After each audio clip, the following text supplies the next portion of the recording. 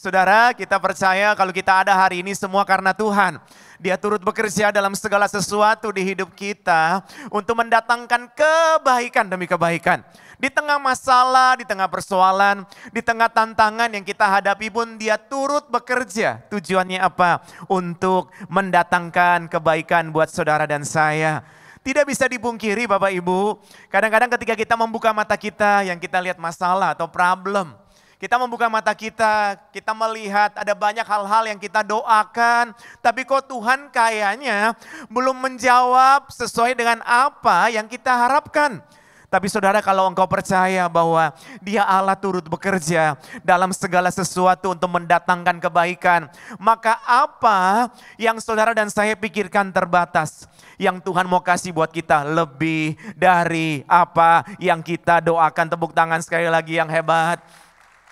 Firman Tuhan katakan dalam 2 Korintus pasal 5 ayat 7, mari kita baca sama-sama dengan suara keras mulai. Sebab hidup kami ini adalah hidup karena percaya, bukan karena melihat. Jadi kalau Bapak Ibu kadang-kadang kalau kita buka mata kita, kemudian kita melihat masih ada masalah, mungkin ada baiknya kita pejamkan mata sejenak. Ketika kita pejamkan mata sejenak, rasakan Dia begitu baik dalam hidupmu. Ketika kita memejamkan mata sejenak dan kita berdoa, rasakan lawatan Tuhan yang luar biasa. Dan pelan-pelan katakan dalam hatimu, hidup kami bukan karena melihat namun karena percaya.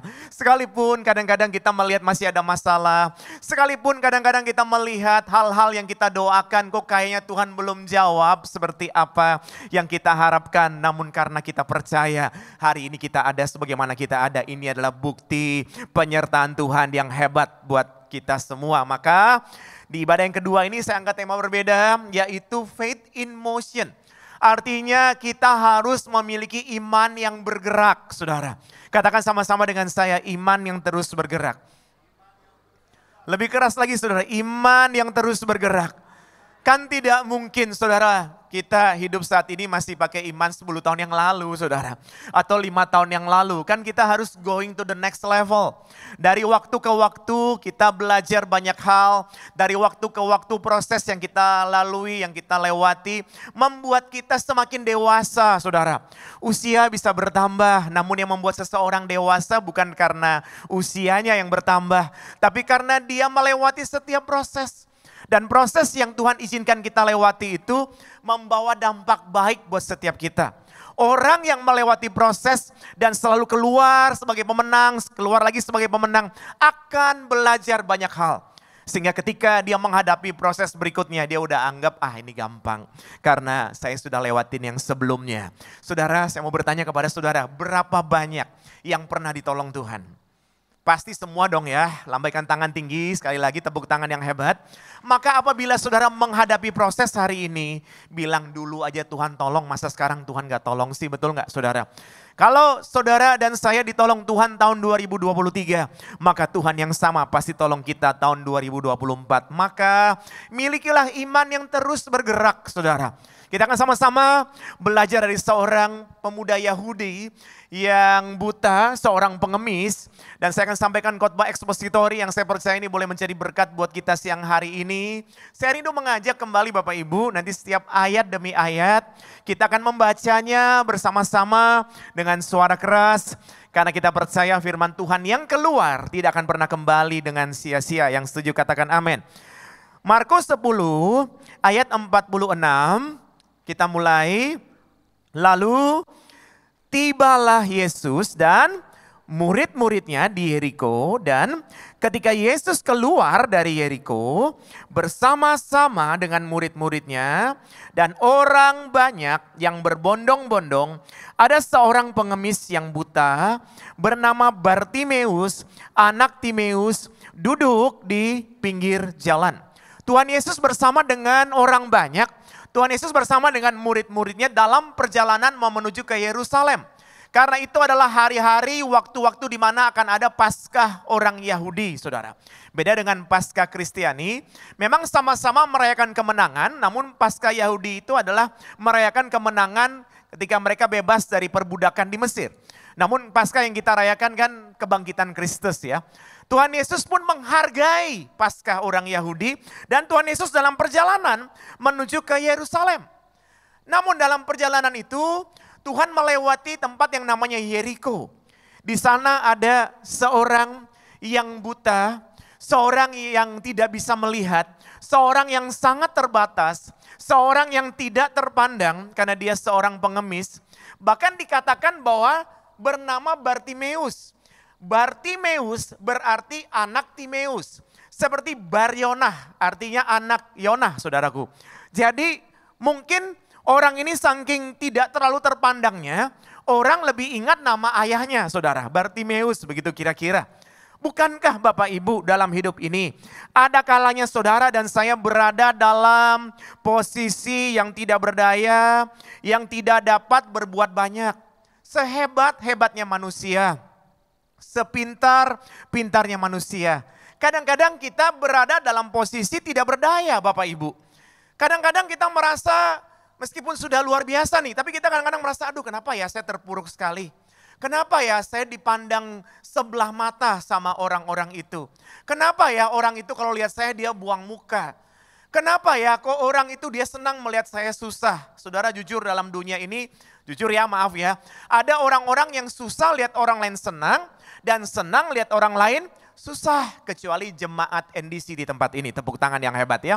Kita harusnya ikut susah ketika melihat orang lain susah. Dan ikut senang ketika melihat orang lain senang. Kadang-kadang kita pun berada dalam posisi seperti Bartimeus ini. Tidak berdaya, tidak dipandang. Dan saya akan ajak saudara melihat apa yang dilakukan oleh seorang pria ini. Dan kaitannya dengan tema kita Faith in Motion. Bagaimana supaya kita memiliki iman yang terus bergerak. Maka ayat berikutnya mari kita baca sama-sama kembali dengan suara keras. Ayat yang ke-47 mulai 1, 2, 3 ketika bahwa itu adalah Yesus orang Nazaret. Mulailah ia berseru, Yesus anak Daud, kasihanilah aku. Saudara ayatnya nggak panjang, saudara pendek. Tapi menarik sekali Bapak Ibu. Bartimeus tidak bisa melihat, namun dia bisa mendengar. Dia mendengar bahwa yang lewat Yesus orang Nazaret. Tapi tadi kita barusan baca, harusnya kalau dia mendengar bahwa yang lewat itu adalah Yesus orang Nazaret, maka harusnya dia sebut Yesus orang Nazaret, kasihanilah aku. Betul Bapak Ibu? Kalimat yang pendek ini coba kita renungkan sama-sama. Dia mendengar bahwa yang lewat adalah Yesus orang Nazaret. Tapi dia memanggil Yesus dengan sebutan, Yesus anak Daud, kasihanilah aku. Saudara ini Markus pasal 10. Di Injil Markus pasal 6 sebelumnya saudara, tentunya kita pernah baca bahwa Yesus ditolak di Nazaret. Orang-orang bilang bukankah dia ini tukang kayu. Kemudian orang-orang menjadi kecewa dan menolak dia. Kemudian Yesus berkata, seorang nabi dihormati di mana-mana. Tapi di tempat sendiri dia tidak diterima. Saudara, Yesus orang Nazaret. Di Nazaret tidak terjadi mujizat. Yesus ditolak di sana. Makanya saya suka berjumpa, ada orang-orang yang tidak mau disebut umat Nasrani, tapi mau disebutnya umat Kristiani. Karena kalau Nasrani itu kan pengikut Yesus orang Nazaret. Kalau Kristiani berarti pengikut Yesus Kristus. Kristus Kristo artinya Mesias gitu ya saudara ya. Nah orang ini saudara, dia tidak bisa melihat. Tapi dia mempelajari setiap orang-orang yang lewat. Saya yakin tidak mungkin serta-merta dia sudah mendengar bahwa yang lewat adalah Yesus orang Nazaret. Tapi kok dia sebutnya Yesus anak Daud? Dia sudah mendengar, dia sudah pelajari, dan dia melakukan sesuatu yang berbeda dengan apa yang orang lain lakukan. Maka orang-orang, saudara dan saya, yang memiliki iman yang bergerak, pesan yang pertama adalah learn, belajar, mau belajar. Katakan sama-sama dengan saya, mau belajar. Belajar sehingga saudara dan saya melakukan sesuatu yang berbeda dengan apa yang orang lain lakukan. Saudara, saat ini saingan banyak. Bikin apa saja saingannya banyak. Tapi bukan berarti saudara tidak bisa sukses. Saudara dan saya adalah orang-orang pilihan Tuhan. Yang setuju katakan amin. Maka orang pilihan Tuhan dikasih karunia khusus untuk melakukan sesuatu yang tidak biasa, yang tidak sama dengan orang rata-rata lakukan. Betul Bapak Ibu? Saudara, kita harus belajar sebab seseorang yang lelah untuk belajar akan menanggung pahitnya kebodohan. Anak pertama kami usia 26 tahun, puji Tuhan baru nikah tahun lalu dan kemudian dia buka bisnis. Sering kali saya menjadi mentor buat dia, saya full time tapi saya sering kasih masukan. Saya bilang bahwa kamu harus belajar, kamu harus taruh hidupmu, kamu doakan sungguh-sungguh baru bisa berhasil. Jadi gimana caranya? Belajar itu tidak hanya bicara soal sepintas lalu sudah belajar di bangku kuliah saja. Tapi ketika kamu menjalankan bisnis itu kamu mesti duduk di sana, lihat bagaimana orang datang dan pergi, bagaimana orang itu bisa puas atau tidak puas. Dan belajar dari situ sehingga kamu bisa memberi yang lebih baik. Dan kamu bisa melakukan sesuatu yang tidak biasa. Pergi lagi ke tempat lain, ke bisnisnya yang sama denganmu tapi punya orang lain dan lihatlah bagaimana mereka melakukan. Saudara, kalau orang tidak belajar, saudara, maaf, akan tertinggal. Tahun ini Tuhan akan lakukan sesuatu yang lebih baik buat saudara dan saya. Yang setuju katakan amin. Yang percaya boleh lambaikan tangan tinggi, tepuk tangan yang hebat buat Tuhan Yesus. Tapi bilang buat dirimu, jangan lupa terus belajar. Bilang begitu saudara. Belajar tidak hanya bicara soal belajar di sekolah saudara. Saya pun sebagai seorang pengkhotbah juga harus belajar. Saya harus mendengar. Seperti senior kami Pak Yosia, saya juga harus belajar dari Pak Yosia. Belajar dari banyak sekali hamba-hamba Tuhan. Supaya kita boleh melakukan sesuatu yang jauh lebih baik. Benar gak Bapak Ibu Saudara? Kadang-kadang orang tidak bisa belajar atau tidak mau lagi berubah karena apa? Karena masalah persoalan begitu menghimpit hidupnya. Sehingga dia sudah tidak punya semangat atau tidak punya gairah lagi saudara. Saya sebulan yang lalu pelayanan di New York dan di Philadelphia saudara. Kemudian yang nganter kami beberapa teman ini rata-rata ya puji Tuhan sudah punya kendaraan, punya pekerjaan yang baik, punya rumah, punya tempat tinggal. Namun mereka cerita kepada kami di sini sudah 30 tahun Pak. Jadi bukan baru datang 2 tahun saudara, udah 30 tahun. Kemudian mereka cerita kadang-kadang ada yang melihat kami dan merasa wah enak ya sudah punya pekerjaan yang baik. Ini udah 30 tahun Pak. Pertama kali kami datang di Amerika, kami harus menumpang di basement gereja. Kira-kira ada gambar ya kalau di Amerika itu kan ada kalau gedung atau tempat itu atau ruko itu ada basementnya saudara. Dan kemudian 20-30 orang mungkin 40 orang hanya pakai kasur yang tipis sekali.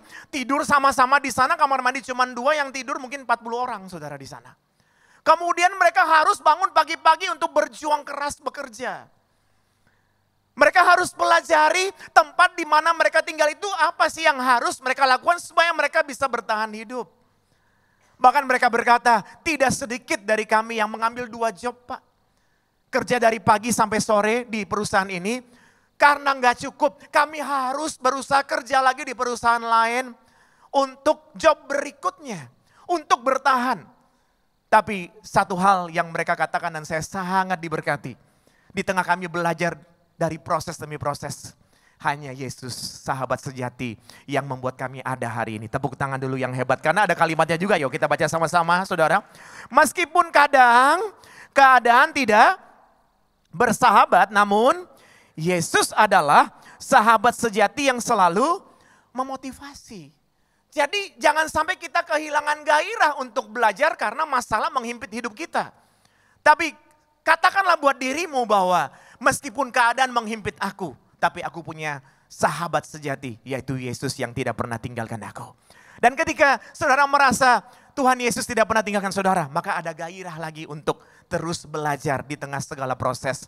Untuk terus bertahan di tengah segala proses. Dan saudara percaya, saudara dan saya adalah umat pemenang, umat yang lebih dari pemenang. Masalah boleh ada, tapi saudara dan saya pasti mendapatkan yang namanya kemenangan. Amin. Berikutnya Bapak Ibu Saudara, kita baca ayat ke-48 dengan suara keras. Banyak orang menegurnya supaya ia diam. Namun semakin keras ia berseru, anak Daud kasihanilah aku. Saudara, Orang menegur dia. Saya baca ini ulang-ulang. Saya dapat di ayat-ayat berikutnya ada kalimat bahwa kuatkan hati. Jadi menurut saya mungkin orang bukan hanya menegur dia Bapak Ibu. Tapi orang mungkin memarahi dia. Mungkin kalau bahasa sehari-hari diam loh begitu. Mungkin ada juga sebagian orang yang sombong, mungkin ya tidak ditulis. Tapi mungkin saja siapa sih ini orang begitu ya saudara. Kadang-kadang bukankah kita juga mengalami seperti itu saudara. Tapi dia terus berseru dan konsisten. Dia nggak berseru terus berubah. Oh iya, orang Nazaret kasihanilah aku. Enggak, dia sudah panggil Yesus anak Daud. Kasihanilah aku. Dia teriak lagi yang berikutnya, semakin keras. Mari katakan sama-sama dengan saya, semakin sungguh-sungguh. Lebih keras saudara, semakin sungguh-sungguh. Bilang buat diri sendiri, 2024 harus semakin sungguh-sungguh. Ada tantangan menghimpit hidupmu, jangan membuat engkau lemah. Tapi engkau harus semakin sungguh-sungguh. Betul saudaraku? Karena saudara, selalu ada penghalang apabila seseorang mau mengalami Tuhan Yesus. Ini kalimat demi kalimat, saya lihat ada yang tadi foto, silakan saudara jangan lupa tag gereja NDC. Supaya bisa menjadi berkat. Orang mau mengalami Tuhan Yesus ada penghalang.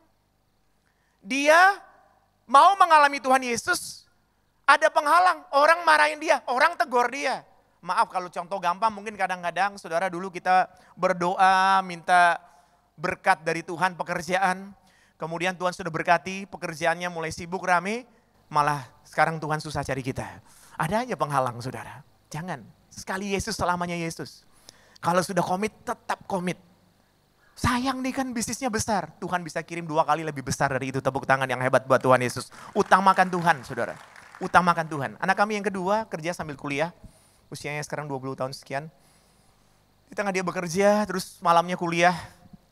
Hari Minggu dia kuliah dari pagi sampai sore. Terus ini awal-awal, saudara, ini sih sudah lewat. Nah awal-awal dia bilang ke mamanya, Mah hari Minggu aku udah gak kuat nih Mah. Aku kerja dari pagi-pagi setengah 7 udah jalan, bangun setengah 6. Kemudian setelah itu kerja, habis kerja pulang kuliah sampai malam. Hari Sabtu juga full, kayaknya hari Minggu ini aku ikut online aja ya. Terus mamanya bilang dengan penuh kasih, jangan dibalik ya nak. Tuhan dulu, kuliah baru kerja gitu. Jangan dibalik, kuliah dan kerja baru Tuhan taruh paling belakang. Udah serep aja lah, kan ada lagunya. Dia mengerti, dia peduli, gak bisa begitu. Betul gak saudara? Utamakan Tuhan. Saya yakin Tuhan tidak pernah lepaskan tangan dari saudara. Tuhan sanggup melakukan perkara-perkara yang besar dan ajaib. Apa yang tidak pernah saudara lihat, tidak pernah saudara dengar, tidak pernah timbul dalam hati saudara. Dia sediakan jauh lebih banyak, jauh lebih luar biasa. Orang ini ditegur semakin keras. Maka pesan yang kedua, iman yang bergerak adalah optimistik. Katakan sama-sama buat kiri kanan, optimis ya, optimis, bilang optimis. Amin. Tantangan ada, tapi tetap harus optimis Bapak Ibu Saudara. Jangan bilang gak bisa, nggak, rubah sekarang. Aku memang gak bisa, tapi aku punya Tuhan yang besar. Beda ya saudara ya. Jadi jangan gampang sedikit-sedikit bilang gak bisa. Dia sudah berteriak, Yesus anak Daud kasihanilah aku. Orang menegurnya. Orang banyak. Saudara bisa bayangkan Yesus melakukan mujizat. Orang banyak ikut Tuhan Yesus. Kemudian ini siapa sih pengemis? Gak bisa lihat teriak-teriak. Dimarahin sama orang. Tapi semakin keras. Jadi kalau tahun ini saudara ada tantangan. Optimis. Semakin sungguh-sungguh. Betul Bapak Ibu Saudara? Saudara akan melihat ada banyak hal yang luar biasa. Nah mari kita renungkan saudara. Kenapa orang tidak bisa optimis? Coba kita renungkan sama-sama. Lebih sering dalam hidup ini kita ini hitung banyaknya masalah. Atau banyaknya kebaikan Tuhan. Lebih sering mana Bapak Ibu? Kadang-kadang kan dalam hidup ini, aduh Tuhan kenapa masalah ini belum beres. Ada masalah ini lagi. Masalah ini belum beres, tambah lagi masalah ini. Aduh Tuhan, saya ini sudah seperti jatuh, tertimpa tangga, digigit anjing. Nah itu saudara. Jangan mengasihani dirimu. Hitung berkat Tuhan lebih banyak loh daripada masalah, betul nggak? Saudara bisa bernapas seperti sekarang, bisa ke gereja, bisa naikkan pujian. Ini berkat Tuhan. Bagi Tuhan tidak ada yang mustahil. Selama engkau bernapas, selama engkau hidup, engkau bisa melakukan banyak hal dengan pertolongan Tuhan. Tepuk tangan yang hebat buat Tuhan Yesus. Jangan mudah menyerah Bapak Ibu. Orang ini ditegur, tapi semakin keras dia berseru. Orang yang imannya bergerak, yang kedua optimis orangnya. Saudara, orang yang optimis selalu dapat melihat kesempatan di tengah sempitnya jalan itu. Tapi kalau orang tidak optimis, biar ada kesempatan, dia lihatnya sempit aja, nggak bisa gitu. Maka hari ini rubah kata tidak bisa menjadi bersama Yesus bisa. Yuk sama-sama bilang bersama Yesus bisa. Bersama Yesus bisa. Tepuk tangan sekali lagi, mari lanjut ke ayat 49 saudara. 1, 2, 3, lalu Yesus berhenti dan berkata, panggillah dia. Sebentar sebelum lanjut. Yesus lagi jalan nih saudara. Lagi jalan, saya senang nih kalimat ini saudara. Saya senang banget kalimat ini. Lagi jalan, terus dia berhenti. Kalau saudara lagi jalan di mall, suami istri sama anak-anak lagi jalan terus berhenti. Kenapa itu Bapak Ibu? Bapak-bapak, kenapa Bapak-bapak? Pasti ada sale all item ya, sell all item ya kan. Berhenti nih, waduh. Jadi lagi jalan sama istrinya terus istri tarik tangan Bapak. Kenapa? Sell all item. Nah ini ada yang menarik kan kalau berhenti, betul? Atau Bapak Ibu lagi jalan nih, pergi ke luar kota, wah pemandangan hijau-hijau, wah keren ya. Tiba-tiba stop. Kenapa? Wah pasti ada spot foto menarik. Ada yang keren, ada yang menarik. Yesus berhenti, kenapa saudara? Bukan karena orang banyak, tapi karena ada seorang yang tidak dipandang oleh orang lain. Orang yang buta, Bartimeus, tapi dia orang yang optimis. Yesus berhenti buat dia. Tepuk tangan yang hebat. Kita lanjut lagi bacanya. Panggillah dia. Mereka memanggil orang buta itu dan berkata kepadanya, kuatkan hatimu, berdirilah ia. Ada kata kuatkan hati, makanya mungkin dia itu sudah ditegurnya keras berkali-kali. Jadi dikatakan kuatkanlah hatimu. Dia memanggil engkau. Ayat berikutnya yuk, dengan suara lebih keras lagi. Lalu ia menanggalkan jubahnya, ini menarik saudara. Ia segera berdiri dan pergi mendapatkan Yesus. Saudara, pengemis, jubah pengemis itu adalah tiket saudara. Jubah pengemis adalah tiket untuk dia dapat mengemis dengan pakai jubah itu. Jubah pada saat itu juga berfungsi untuk mungkin dia tidur, dan jubah pada saat itu juga untuk menghangatkan badannya karena pada waktu-waktu tertentu akan sangat dingin sekali. Dan mungkin jubah itu juga ada kantong-kantong yang isinya adalah sesuatu yang dia dapat karena dia mengemis. Tapi perhatikan, ketika Yesus berhenti saudara. Ketika Yesus menyuruh orang-orang memanggil dia. Dia bangkit berdiri, dia lepaskan jubahnya. Pertanyaannya gimana kalau gak sembuh saudara? Ayo saudara, gimana kalau gak sembuh? Pertanyaan berikutnya lagi, gimana kalau lepaskan jubah ada yang ngambil lagi? Karena di terjemahan di Injil yang lain dibilang 2 pengemis. Saya yakin bukan cuma 2, mungkin banyak saudara ya. Jadi bukan hanya 1. Gimana pengemis yang lain kalau ambil jubahnya Bapak Ibu? Itulah saudara kadang-kadang kita ini gak berhasil karena terlalu banyak gimana. Bilang buat diri sendiri jangan terlalu banyak gimana ya. Bilang begitu saudara, amin. Percaya saja, katakan sama-sama dengan saya, percaya saja.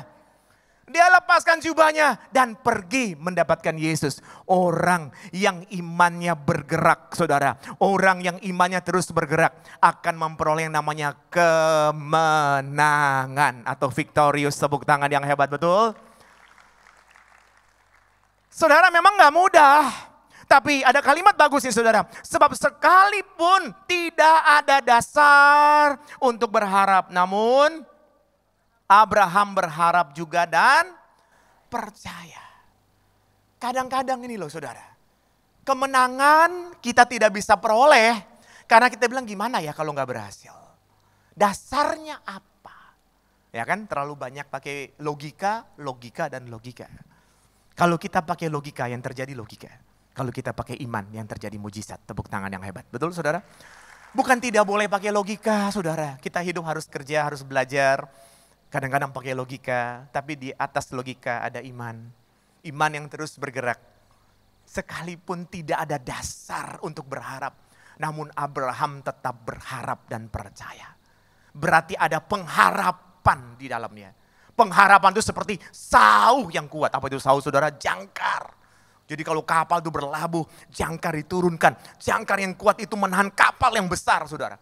Pengharapan itu seperti sauh yang kuat. Ketika dia melihat Yesus berhenti, ada pengharapan di dalamnya. Dan pengharapan seperti sauh yang kuat menarik dia melepaskan jubahnya. Karena dia percaya setelah mengalami perjumpaan dengan Yesus, hidupnya berubah. Tidak sama lagi. Tepuk tangan yang hebat. Betul Bapak Ibu? Itu iman yang terus bergerak. Ada kemenangan, saudara, ada kemenangan. Dan di dalam kemenangan itu ada jalan keluar yang luar biasa. Lanjut lagi saudara, pesan yang terakhir. Mari kita lihat sama-sama Markus 10 ayat 51 dan 52. Dengan suara keras. Tanya Yesus, apa yang kau kehendaki? Ini kan belum ngantuk semua ya. Mari ini ayat terakhir 2 nih. Baca dengan lebih keras lagi Bapak Ibu. Mulai yuk, 1, 2, 3. Tanya Yesus kepadanya, apa yang kau kehendaki supaya aku perbuat bagimu?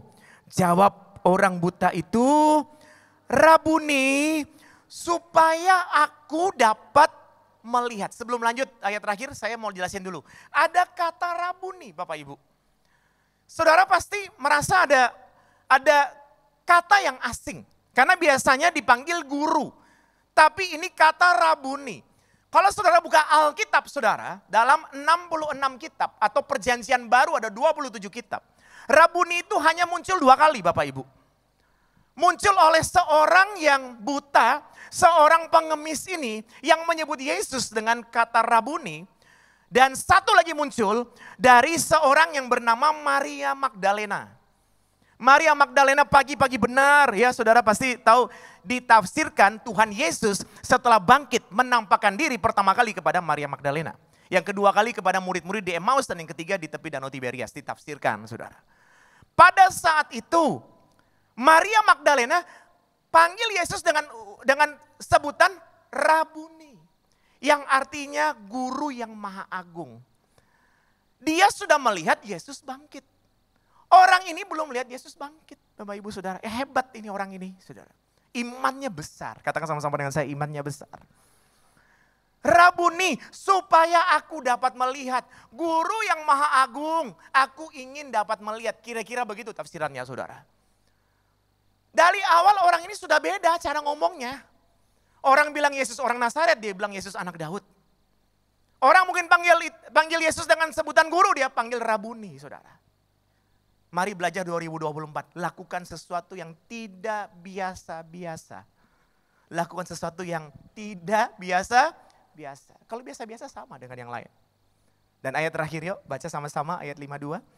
Lalu kata Yesus kepadanya, pergilah, imanmu telah menyelamatkan engkau.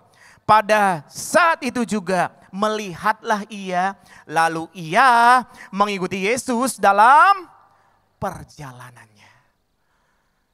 Saudara, Yesus berkata, imanmu. Kenapa ada kata begitu saudara? Tuhan selalu ingin melihat anak-anaknya, saudara dan saya, meresponi firman-Nya. Betul Bapak Ibu? Jadi jangan kita biasa-biasa aja ya, udahlah kan saya sudah berdoa. Apa yang mau terjadi, terjadilah. Kebanyakan dengar lagu itu saudara. Kita harus meresponi juga sesuatu yang baik. Betul gak Bapak Ibu? Karena imanmu, makanya engkau bisa disembuhkan melihat. Setelah melihat, Yesus memberikan kehendak bebas buat dia. Pergilah, berarti kan bebas dong, betul gak Bapak Ibu? Tapi orang ini tidak pergi, dia mengikuti Yesus. Orang yang kurang dipandang, orang ini adalah pengemis, orang yang tidak bisa lihat, memperoleh kemenangan. Dan akhirnya dia menjadi bagian dalam perjalanan Tuhan Yesus. Ini luar biasa, tepuk tangan yang hebat, maka pesan yang terakhir. Iman yang terus bergerak memampukan saudara dan saya untuk bertahan, endure. Yuk katakan sama-sama dengan saya, bertahan. Bilang buat diri sendiri, bertahan ya. Bilang lagi sabar, bilang. Bisa nggak sabar saudara? Suami bilang buat istri, bisa nggak bapak-bapak bilang buat ibu ya sabar, bilang gitu. Ibu bilang buat bapak juga ya, sabar. Pak tapi dia diberkati, sabar. Ada waktunya kita juga diberkati, betul Bapak Ibu? Gak apa-apa, semua ada waktunya. Tapi bapak-bapak jangan sabarnya sambil sabar, ya itu gak sabar saudara. Sabar, dengan penuh kasih, sabar, bertahan, endure. Ada kalimat bagus ya, kita baca sama-sama saudara. Bertahanlah dalam masalah karena itu yang membuat kita semakin dewasa dan bijaksana. Orang ketemu dengan kita 3 tahun lalu sampai sekarang, wah beda ya ketemu orang ini ya. Bukan karena usianya yang bertambah saja, tapi karena dia makin dewasa. Jangan sampai orang bilang, Ini 5 tahun, 10 tahun sampai sekarang sama aja, makin parah ini orang. Ya jangan sampai begitu ya saudara ya. Tapi orang berjumpa, orang melihat makin dewasa, makin bijaksana. Kenapa saudara? Karena bertahan dalam masalah persoalan. Karena orang yang bertahan pasti akan keluar sebagai pemenang, bahkan lebih dari pemenang. Tepuk tangan yang hebat. Saya boleh minta teman-teman tim musik. Summary-nya saudara, ya. Temanya apa saudara? Faith in motion. Jadi temanya adalah iman yang terus bergerak. Maka yang pertama saudara harus belajar learn. Untuk apa ya? Setiap hari ada masalah, belajar di masalah itu. Ada proses belajar lagi saudara. Yang kedua, optimistik. Optimis. Sekalipun sepertinya tidak ada jalan, bersama Yesus bisa. Yang ketiga, percaya bersama Yesus ada kemenangan, victorious. Yang keempat adalah endure. Kalau lupa ini semua saudara, kalau lupa ini semua. Maka ingatlah iman yang bergerak didasarkan oleh satu kata, love, kasih. Barang siapa berkata dia lahir dari Allah dan dia mengenal Allah, maka ada kasih dalam hidupnya. Tidak mungkin Roh Kudus Allah yang ada di dalam hidupmu itu membuat engkau tidak penuh dengan kasih, tidak mungkin. Seorang suami yang dekat dengan Tuhan, rajin ke gereja, dengar firman Tuhan, penuh dengan kasih. Seorang istri yang rajin berdoa, datang ke gereja, dengar firman Tuhan, penuh dengan kasih. Orang tua yang rajin ke gereja, anak-anak pasti penuh dengan kasih. Maka di dalam rumah mereka, doa Bapa kami tergenapi di bumi seperti di sorga. Cek. Sebagai penutup saudara, cek. Apakah saudara bahagia? Cek lagi dalam hati, maaf saudara. Apakah di rumah aku bahagia? Kalau enggak jangan salahin siapa-siapa. Minta sama Tuhan, Tuhan aku kepengen mengalami di bumi seperti di surga.